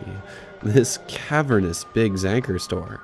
Gutted and walled off from the mall shortly after it closed, the ground now opens up for it, trying to swallow the store in small increments of sinkholes. But I knew that I had to rearrange my footage so that I wouldn't be yapping over this insane hallway exploration. Just outside the old Big's anchor, in a tear through the thin dry walls that separated the mall from this store, lay a haunting pitch-black mallway, lit up with my flashlight. Ooh, like I said, I knew y'all had to see this without me talking over it, so here you go.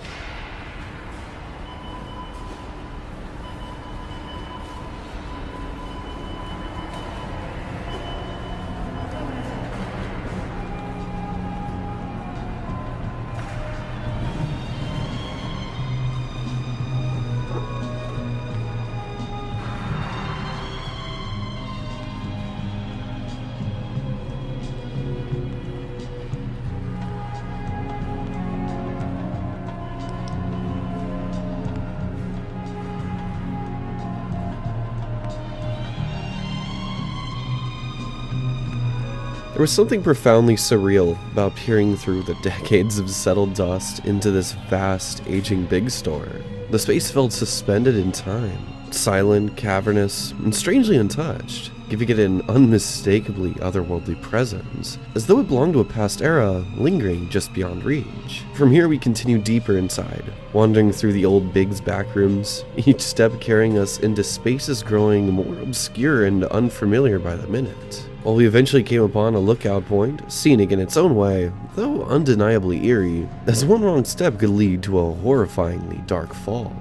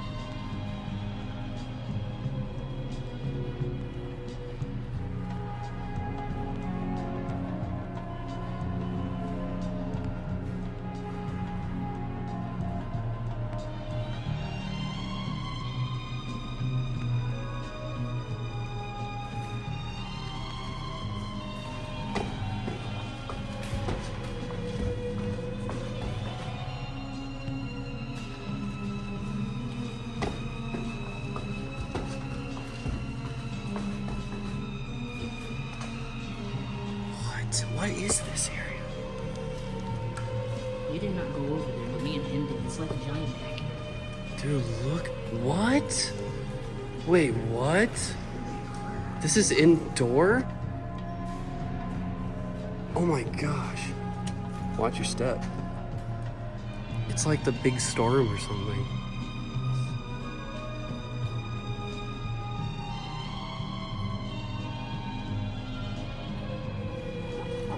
Biggs is big. Oh yeah, that's that area that we were looking at. That is so crazy. It feels like it doesn't even feel like this was a store. It feels like it's just a warehouse.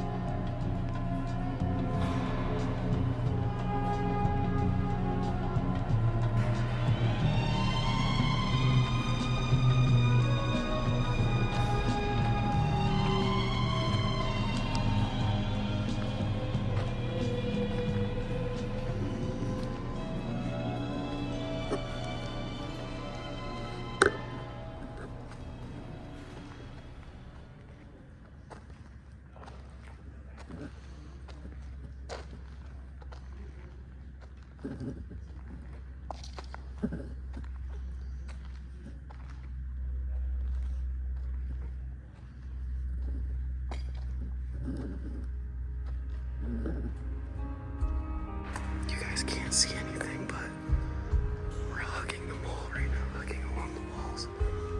Trying to stay away from those lights, from those sensors.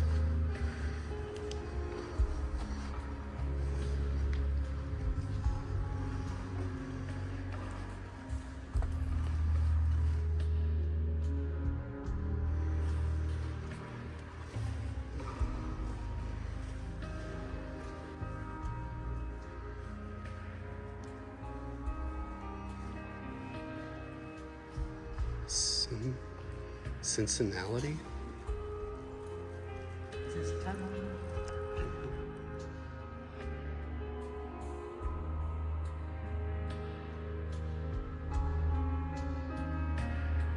By the early 2010s, it was clear the mall wasn't coming back. There were no more big announcements, no new concepts waiting in the wings, just stores quietly leaving and dreams dying. In May of 2013, Burlington Coat Factory closed its stores, and a little over a year later, in September of 2014, the Danbury Dollar Saver Cinemas went dark. Even the locally run discount movie theater, the mall's last dependable draw, couldn't justify staying anymore. And that's how you know it was really bad. By the middle of the decade, Forest Fair Village barely functioned as a mall at all. Most storefronts were empty, lights turned off, gates pulled down, and never raised again. Every so often a new idea would shift through, a hotel, an ice rink, some kind of sports complex, but none of it ever materialized. By 2015 and 2016, it was well known on the internet as one of America's largest dead malls, and by 2017, the list of tenants had dwindled to just 4. Bass Pro Shops, Kohl's, Arcade Legacy, and a small children's attraction called Adventurous Bouncy Houses, which resided in the old Wonder Park. The mall's Babies R Us closing that year. The rest of the building sat unused. In October 2013, Bass Pro Shops announced plans to relocate to a new standalone store in Westchester Township, and while the Forest Fair location stayed open for a while longer, that announcement felt like a countdown. Without Bass Pro, there was almost nothing left to anchor the place. Little reason for anyone to pass through the corridors. By the early 2020s, the inside of the mall felt abandoned even while it was technically still open. And this is when I saw it for the first time and made my first video on it. By then, most concourses were dark. Water leaked through skylights, light fixtures hung broken or burned out, emergency exits were blocked or chained shut.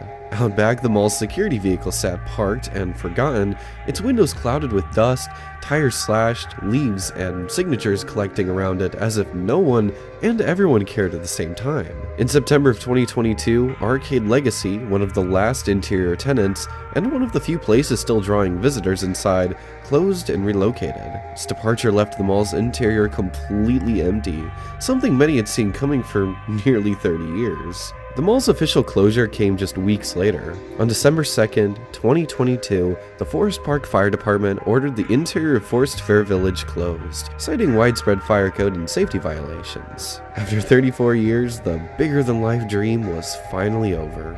Only the exterior-facing anchors, Bass Pro Shops, and Kohl's were allowed to keep operating, sealed off from the rest of the structure like lifeboats tied to a sinking ship. even those final anchors didn't last much longer.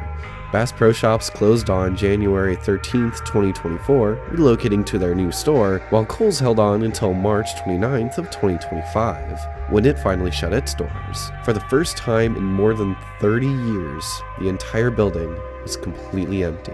With no tenants left and no realistic plan for reusing the structure, the end came quietly.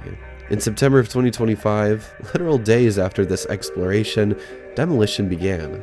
Walls that once held amusement parks, food courts, and movie theaters were torn down in rapid pace. What had at once been one of the largest and most ambitious malls in Ohio disappeared without a crowd, without a ceremony, but into dust. It faded slowly, store by store, light by light, until all that remained were desolate liminal corridors, dusty catacombs, and a building that had outlived every version of itself. And then finally, even that was gone.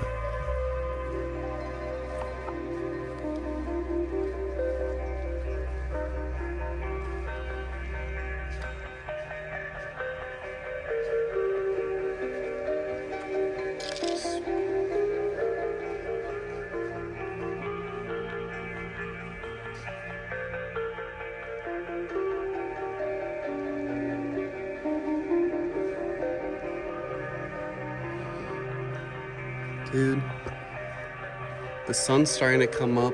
It's getting light outside. In the moment right after I stopped this clip, we all heard a loud boom echo down the mall, coming from above us up on the roof, making all of us stop in our tracks and ponder our escape. We have literally no other way we can go. Dude, what the was that?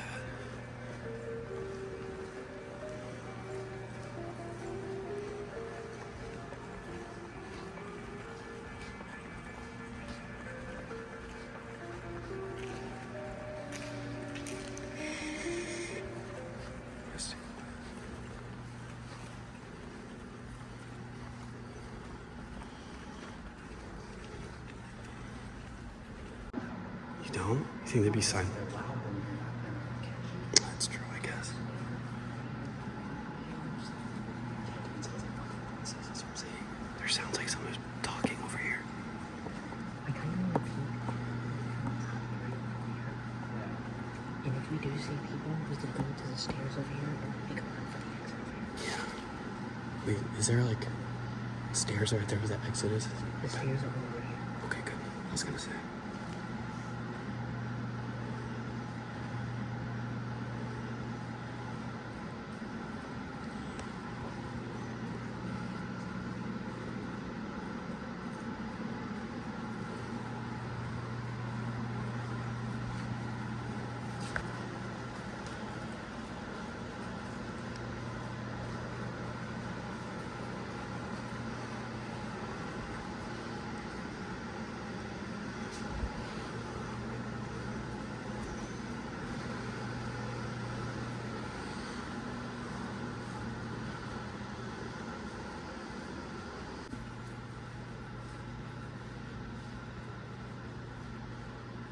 Hearing more sounds echoing from all around us, we rushed back to the center court one last time so that Ethan could grab some interior drone shots. And if anyone else still inside the mall didn't know where we were before, well, they definitely did now. Now I know there's plenty I probably missed in this place's history, like the wild security stories, the nights where the mall would be open extremely late with no lights on but all the corridors open to the public, the financial troubles, but I didn't want to spend this whole video just yapping. I wanted you to experience what this place was like with me, even if that meant a few minutes of just crickets.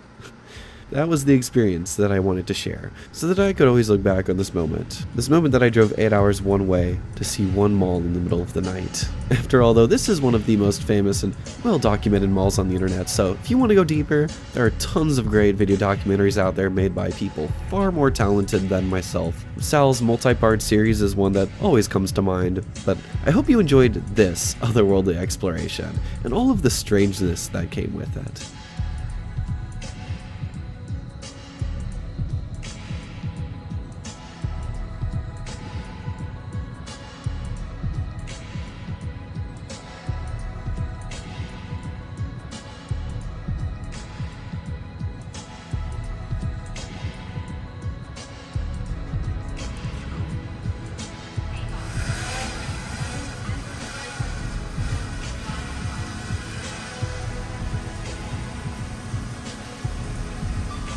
Dude, that is so loud.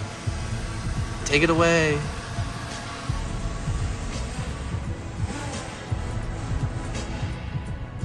Bro, that's gonna attract some attention. It's got a little spotlight on it too.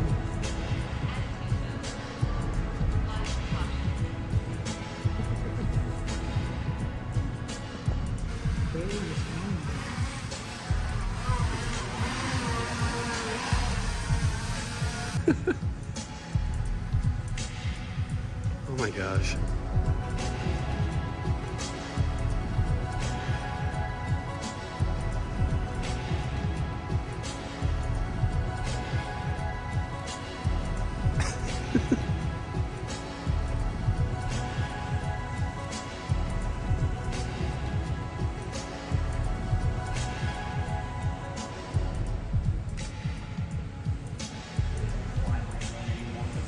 Folks, as we head out here, you'll soon see a small collection of a few of my favorite shots from outside as the sun rose and lit up the mall one last time for us.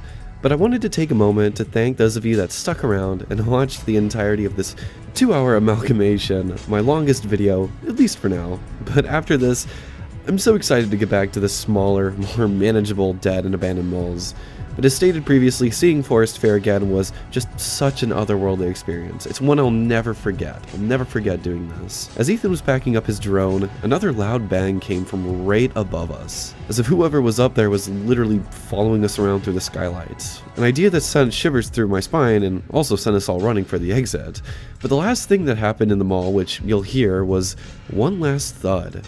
As we bolted across the asphalt for the construction fence, Ethan swears he heard someone say, "Hey you!" And that was enough to send me barreling over the fence myself, crashing down on the other side in a rather rough landing. We then ran for the car, ducking through a small forest to avoid a black car which was sitting right at the exit. We got away and lived to tell the tale, but it was still just crazy nonetheless. I wish I would have gotten that loud f***ing bang on camera. That one on camera, bro. Let's get the f*** out of here. This is so creepy.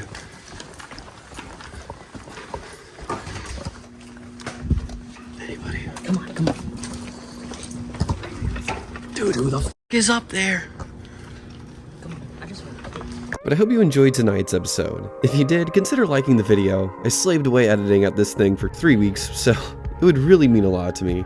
Subscribing is also free, and it means that you won't miss out on any future episodes. And with that, me and Ethan got some Waffle House to celebrate this great exploration, and that was it for Forest Fair. In the next one, we'll be back in the south, telling the story of one of H-Town's creepiest abandoned malls, rotting away slowly and now full of life in another way.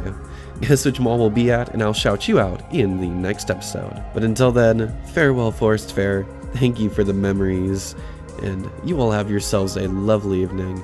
Peace out, you guys. See you later.